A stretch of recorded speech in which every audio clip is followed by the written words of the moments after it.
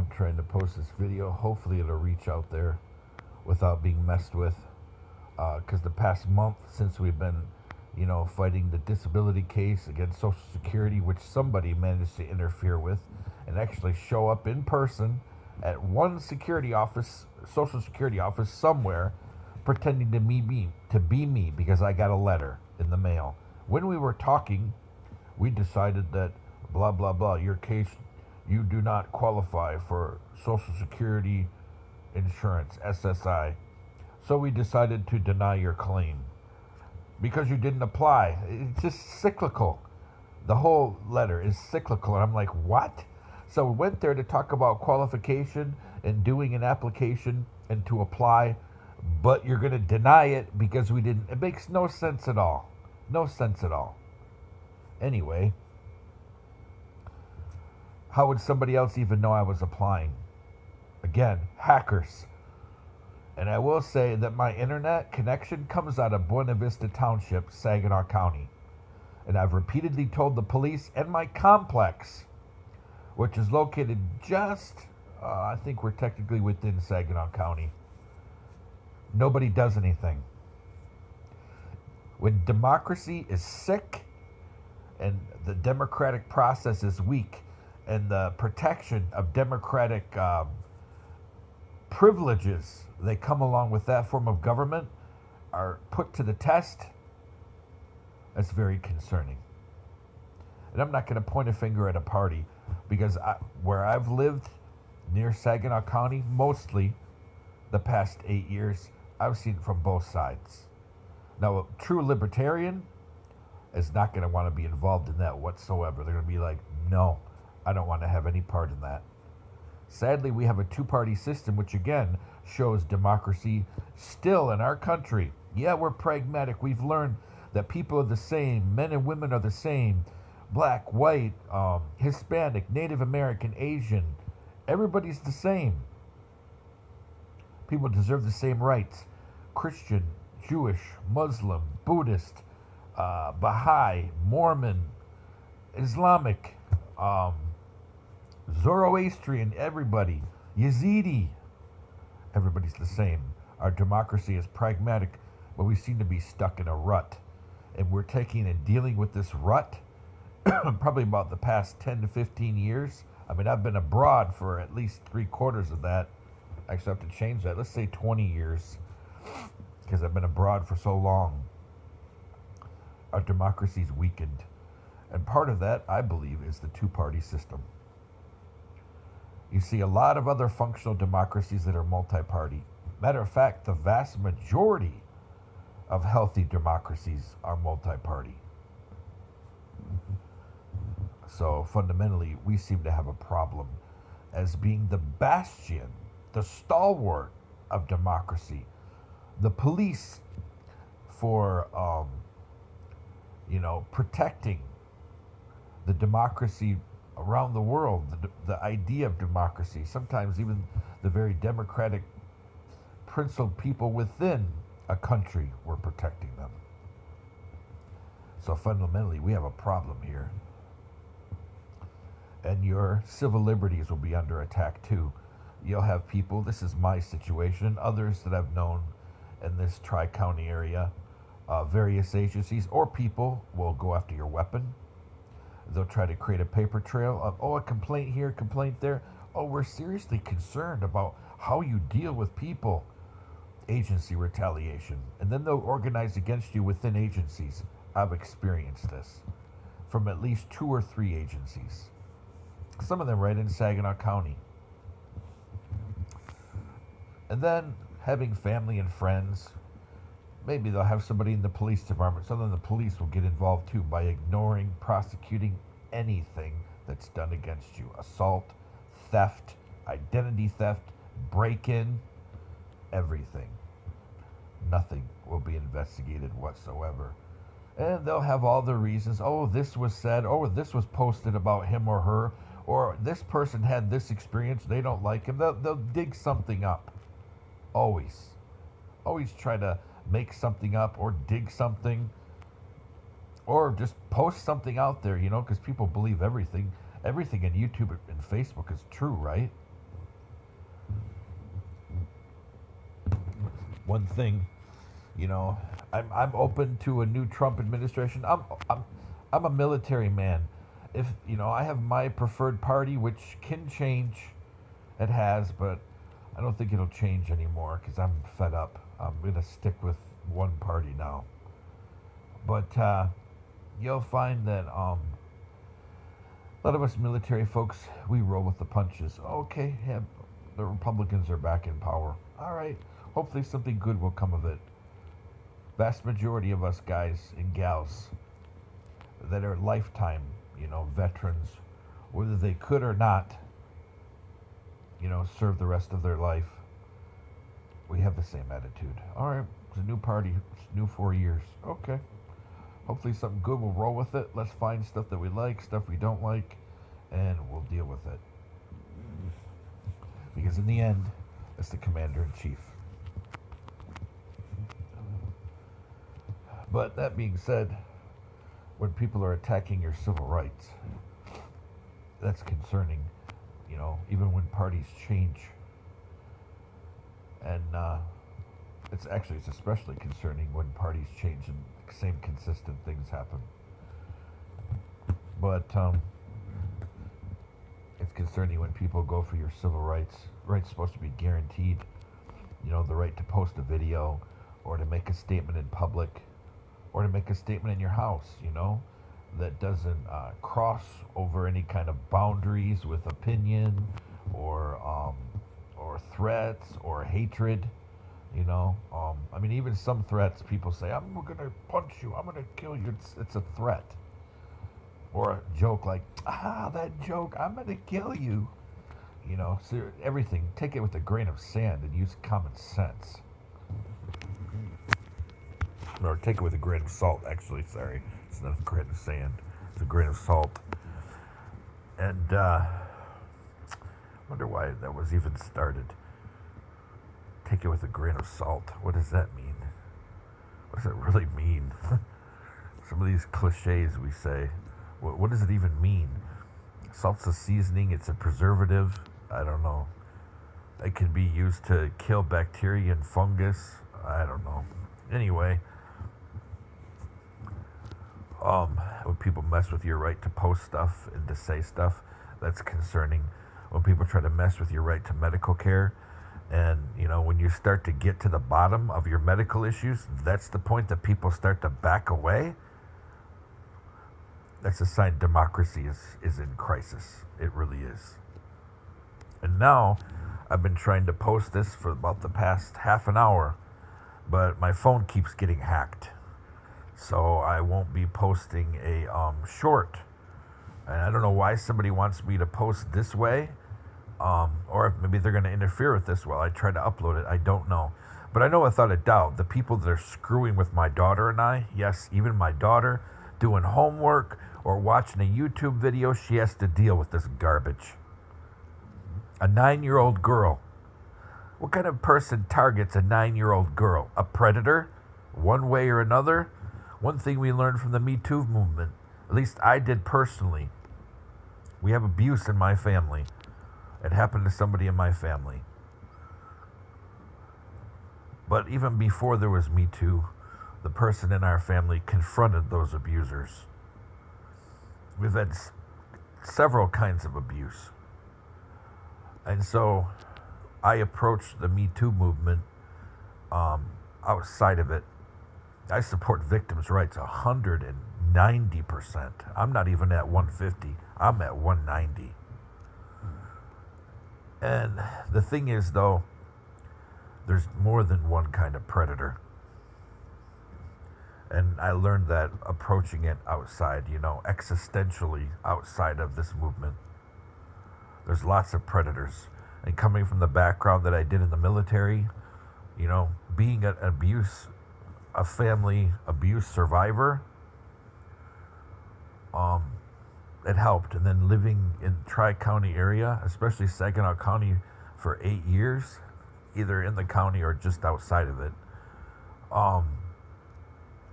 I've seen a lot of kinds of predators, social work predators, doctors who are, I don't even know why they're in medicine, predators, nurses that, have evidently been so clinically burned out that they pick patients to kick while they're down.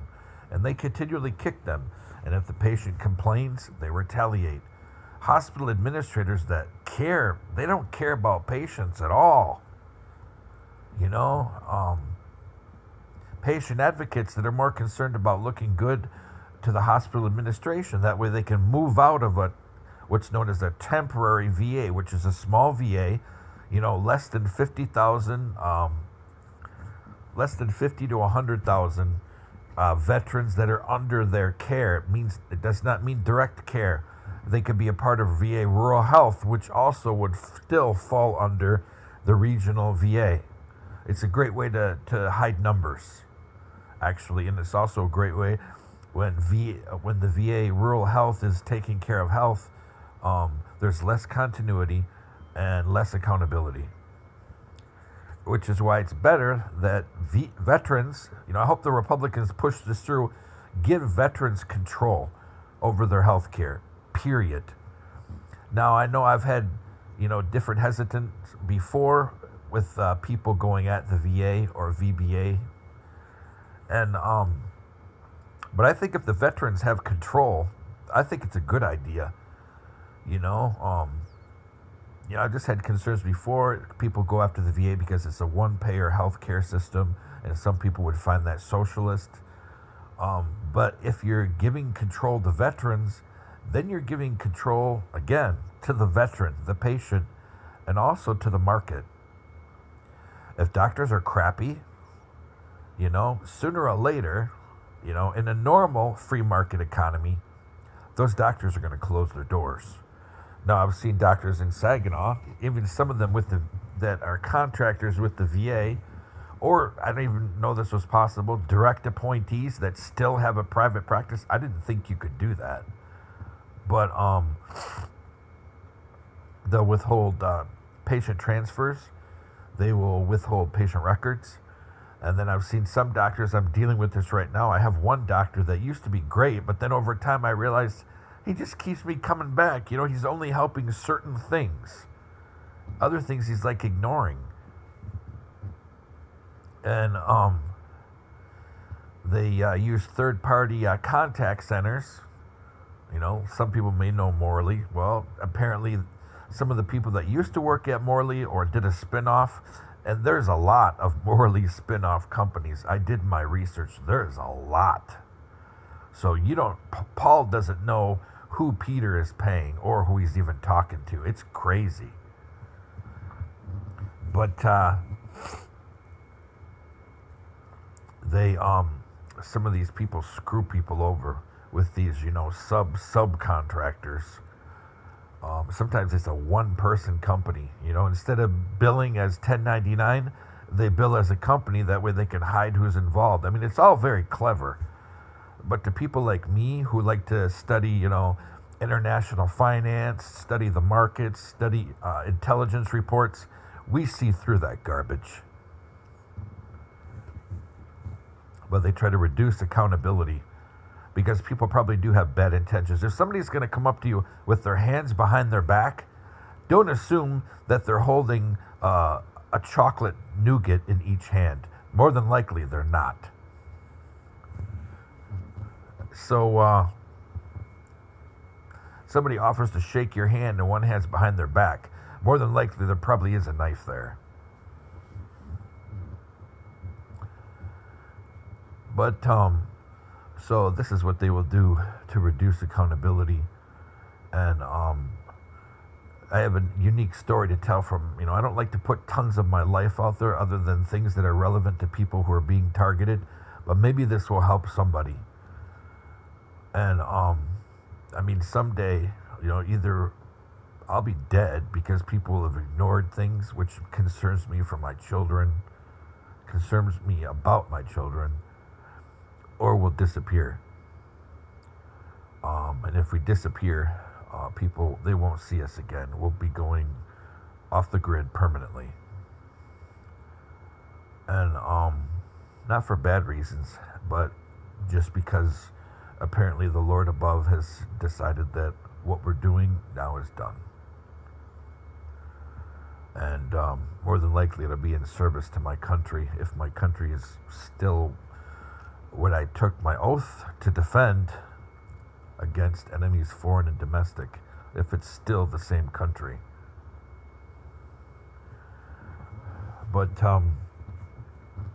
these various subcontracting companies, like I said, they're hiding accountability, and you're losing your rights because you don't have any control. Things will be withheld from you. People will say, "Oh, that's not under our lane. We don't handle that at all. It's sent out. I don't know. All we have available is this or this." I mean, they're playing games. All of this stuff, a lot of it, especially if it's a public agency, has to be reported. Congressional record. Various agencies have to report things, and there's always accountability to guaranteed. If it's a government agency, there's a Senate or there's a House committee that's going to oversee it. So again, there is accountability there. Just sometimes you got to go a little higher up the chain and you got to yell loud. But situation that I'm dealing with is the fact that a agency sent out another test. I don't like putting a lot of stuff out there, but maybe I'll help somebody because this is very relevant. Different kinds of arthritis and leukemia are very difficult to definitively diagnose. And in some cases, if you're a veteran, they don't want to diagnose it because one, Social Security Administration is going to have to deal with you, and so is the Veterans Benefit Administration, and they don't like that. Especially if you're a forward deployed veteran. They don't like to deal with that either. So forward deployed to the Middle East, because then you may be exposed to a burn pit or be in that location, which I was a lot. And some places worse than others. But not as bad as the guys that were farther up north. I was near the northern border of a Middle Eastern country, but then another country, I wasn't inside of it. I was at the very, very close to the northern border. And so that being said, they don't want to deal with me. But, investigating this arthritis thing, and it seems to be very, very complicated. With multiple, multiple organ pathogenesis, and but they're trying. My team is trying. Even some of the team that we really abrazed each other. I'm gonna try to be nice and work with this person. Maybe she can teach me how to be more patient dealing with people that I don't like to deal with, and maybe I can help her learn to how to deal with people that are different than her, and that have a very different educational and academic background than her. Maybe somehow forgive. Well, no, that's it. That's in the authority of the victim. And until I see people are repentant and they really are obsessed with change, even if they screw up, I don't forgive. I don't have to. Even as a follower of Jesus, the great Kabbalistic, I call him the one of great Kabbalistic merit. No, I don't have to. And even he, you forgive the repentant, you forgive the poor, the weak in spirit. Those words mean the repentant, the person broken because they committed wrongful acts. That's what poor in spirit means. It means the penitent. Blessed are the poor in spirit, the penitent, because they will be filled grace. So, but anyway, I try, and I will try. just to honor my great grandmother. Oh, sometimes you gotta smother them with honey and God, she used to say sometimes you gotta smother people with honey and then be sweet to them. Another thing she used to say, you gotta. Oh, there's another thing she used to say. Oh, if you can't be nice and say something sweet and kind, then you don't need to talk at all and go over to the other side of the room. When my cousins and I, we would fight about toys and stuff. Oh, my great grandma was like a saint, and yeah, she was a character. Loved my great grandma, but anyway, so a lot of very confounding tests to figure things out. But one thing I have found through hours and hours and hours of research is that if you have symptoms and some of your tests point towards RA and you have pancreatic and liver complications, they're going to throw off some of those tests. If you have hyperlipidemia, high cholesterol, they're going to throw off some tests. Let's see. Oh, if you have RA and it's affecting your liver and your kidneys, then it will throw off your blood tests. All of your serum tests, seromatological, serum. I don't know. I forget. I never had medical terminology. I had to learn it on my own. I think it's seromatological. Your blood testing.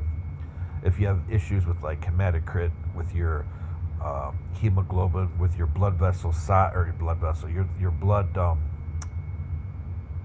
corpuscle size, stuff like that, it will throw off some things like ESR, because the manufacturer sets a very high level, for when your blood is settling. They have a very high level, and I just read a study about this, that there's some MDs, PhDs out there who are trying to put an alarm out. People aren't listening to them fast enough because it's about money.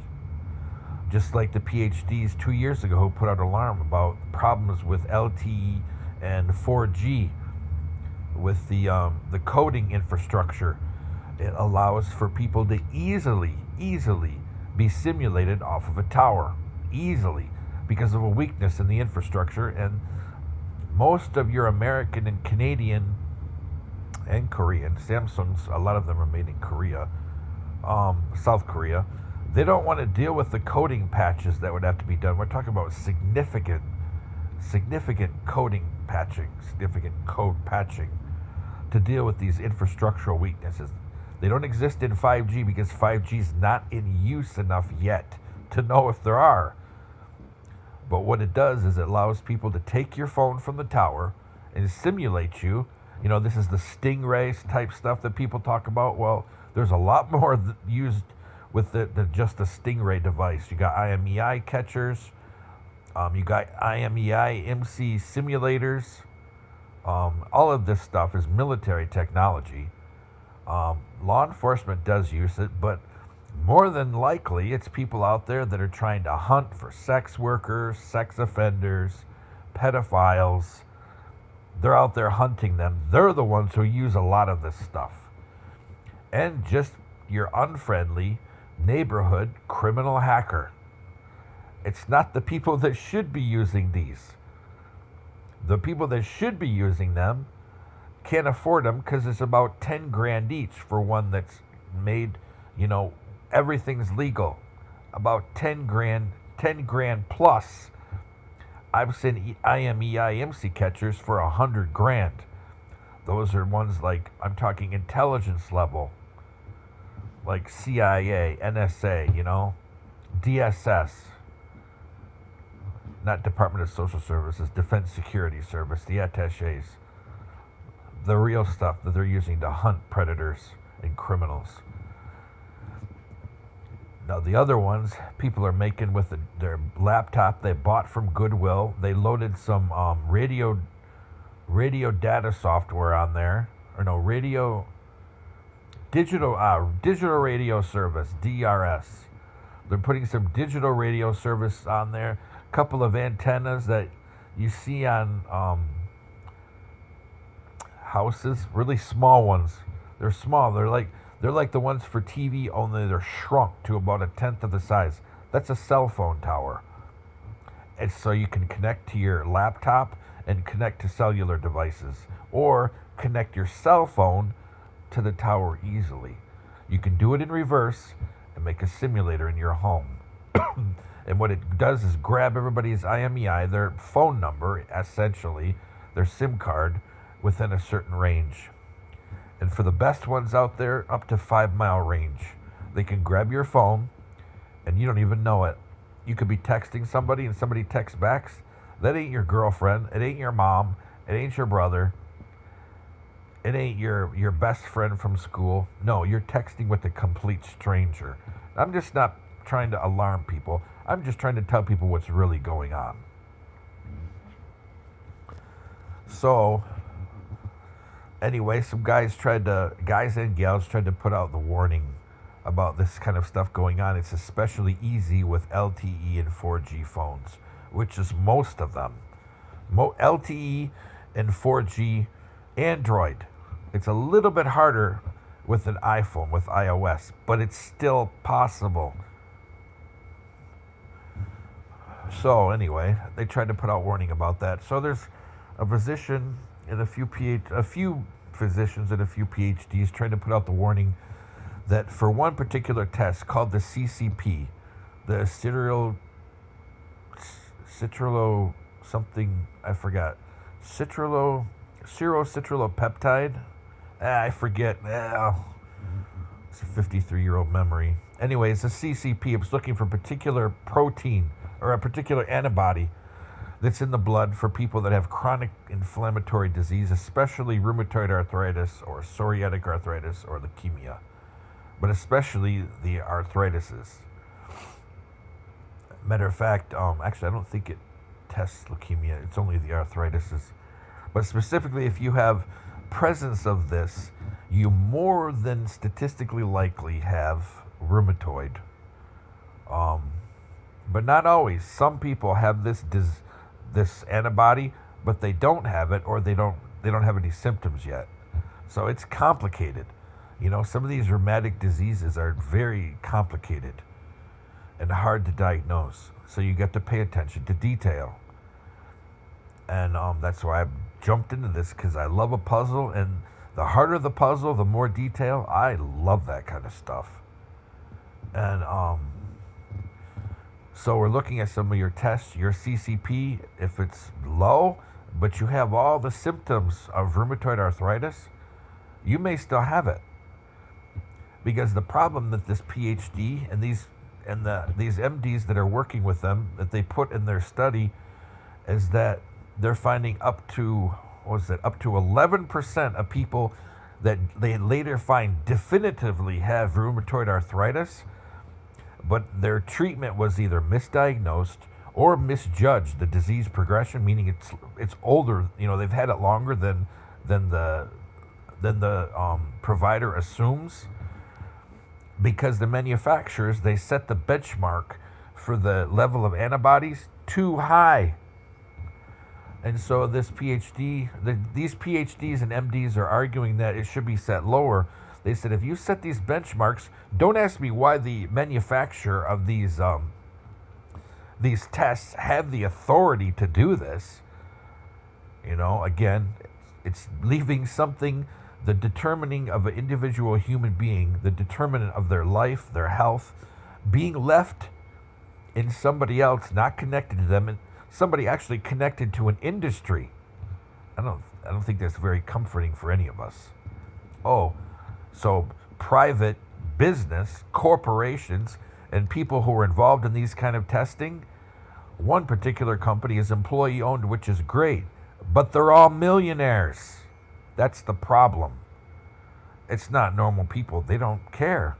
So the benchmark is high for this one test, and this is the test I got through the VA.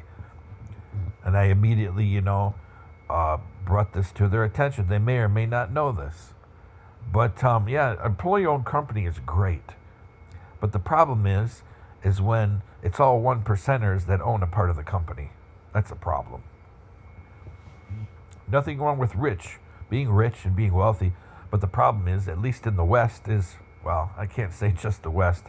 The problem with world one percenters is they're becoming less and less accountable and less humane and less less empathetic to those who don't have a 1% stamp on their head. So the folks that are involved in this study, they are arguing that these manufacturing companies, especially for CCP, that many of them set the benchmark too high for what they consider a positive diagnosis. And the writers of this literature are arguing, they're arguing is when you lower the benchmark to testing CCP, a level of 1, which is, I'm not sure the exact measurement, if it's a microgram or hexaliter or something. I a lot of this stuff, I'm self-taught because of my interest in pathology and biology, but some things, I haven't been trained. But if you lower the standard to 1, which is a level of 1, whatever that measurement is, 1, then you gain an additional up to or around 11% specifically of rheumatoid arthritis patients. Then you will pull them into the fold, which changes the entire cohort for rheumatoid arthritis sufferers. Because you're gaining 11%, then that includes, the 11% are the people who are misdiagnosed or the progression of their disease is misjudged. The people that go in there, they get a ton of blood tests, they go in like myself with a little bit of a calm because they know what is going wrong. I knew, as much time as I spent in the Middle East, I knew to start there. Listen to other veteran stories, research into other veterans who are sick. I knew to start there because I've been there so long. And, being forward deployed so long, not just in the desert. I've never been to the Arizona desert, so, but when I say desert, I mean forward deployed. But so I knew to start there. But, they can, when they do this with this test, lower these benchmarks, then they gain 11% of sufferers who, they go into the doctor, and the doctor's like, well, yeah, I thought it was, some kind of rheumatic disease, looks like autoimmune. All the markers are there, all the inflammatory stuff, which I have 2 inflammatory markers. But the CCP, it's kind of a throw-off. What? I'm still 6 or 7 from being positive? That doesn't make sense. That's my level. 8. 8 levels, 8 points from being positive. It didn't make sense. But so these the people who wrote this article, they're arguing that if those levels, those benchmarks are lowered to 1, then 11% that go into the doctor and their doctor says, yeah, I guess we're wrong, and sends them home, and then all of a sudden they're having all kinds of joint issues. Then 2 years later they come back in and they're in a wheelchair. Those people can be saved. And it's not the doctor's fault. The problem is the manufacturers and the people who are doing blood chemistry. They hide this stuff because they only care about a contract. Oh, we got a contract with this lab. They're using these tests. If they even ask what tests they're using, what manufacturer, what lab that specifically made the benchmarks and all of that, because they're a third-party lab. It's not the original. It's a reference laboratory that may or may not have a patent on a test. They may be using somebody else's test. But they put these benchmarks that are high. And, with these diseases, it's subjective. To say, oh, well, person that has 5, let's say a RH factor of 5, that doesn't mean they have it, or maybe they could, but they're not active, so we'll just retest again, which is what happens with the CCP. In the next month, I'll have to take another CCP test. Instead of looking at the facts and saying, oh, you know what? He has 8 out of 19. There's something there. Example, my RH factor dropped by 0.9. 0.9, that's it. No, not correction, it dropped by 1. By 1 point. From 13 or 14.9 to 13.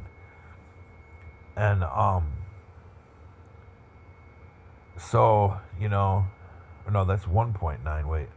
14.9 to 13. Yeah, it dropped 1.9. So now it's below the benchmark. Oh, must not have nothing to worry about there. Again, these arbitrary levels. If you have elevated, more than 3 or 4 for RH factor in your blood, it warrants further investigation. Some of these things you have, like pus in your blood. Okay, you have water in your blood. Okay, you may have RH at some point if you had an infection or you have joint problems or whatever. Okay. Something's there. Investigate it further. If there's no symptoms and there's nothing, then, oh, okay. CRP, that's another one. Inflammation. My CRP is high. Okay. My RH factor, like I said, the past 2 weeks has dropped from 14.9 to 13. But my CRP was tested and it's high. So some of these things you're wondering, how much do they pay attention to detail? Within a span of 2 weeks for your RH factor to drop by 2 points, but your CRP to be high by, I don't even remember. Enough for the machine to notice it, and to designate it as high. And people not realizing this, when things are complicated pathology, like you have blood issues. Example, like I said with the CCP, if you have low corpuscle values, meaning they're smaller, and what was the other factor? They're smaller. It was MCHC, and then couple of other, I don't remember right now, but it was a couple of other factors with your blood serum. When they're low, then also it's going to lower your, this is an effect with the CCP, this affects the ESR, which is the amount that your blood drops when they put it inside of a solution of, I don't know, maybe salt water, I'm not sure, but they put in a solution of something, and then they watch how much it drops. Now this could be automated, I don't know.